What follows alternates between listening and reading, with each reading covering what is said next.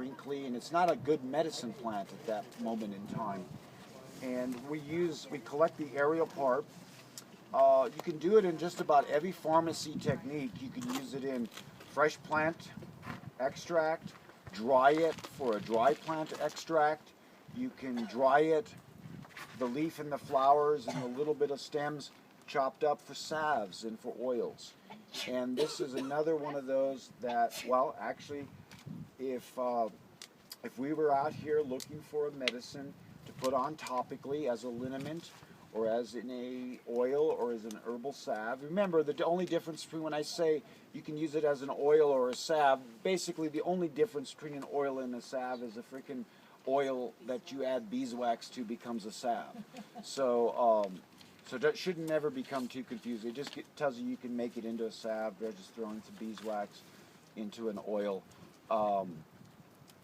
But I like to say both instead of just saying oil, because sometimes people then, can I make it into a salve later, and that's okay. We all have those questions in the beginning, or sometimes even way down the road you have those questions, especially if you didn't read about it. If an author says it's a great oil but never mentions it's good for a salve, you might think you couldn't use it as a salve, just because we tend to train ourselves to read, think, believe, and call it a day, and that's absolute, but the Brittlebush leaves, like if we were looking to put something together right here, because every time you move your elbow, it's like, oh my God, that tendinitis, that arthritic condition. Combine tobacco leaf and Brittlebush leaf in your liniment or in your oil, which can become a salve, for topical use for pain and inflammation.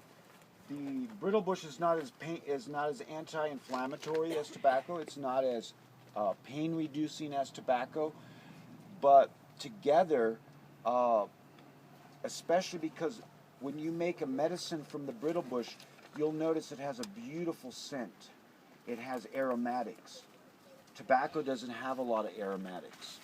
So we're going to not only get a light pain medicine, we're not only going to get a light anti-inflammatory, but we're going to get a plant that has aromatics to help drive the tobacco in deeper into our skin and be more warming.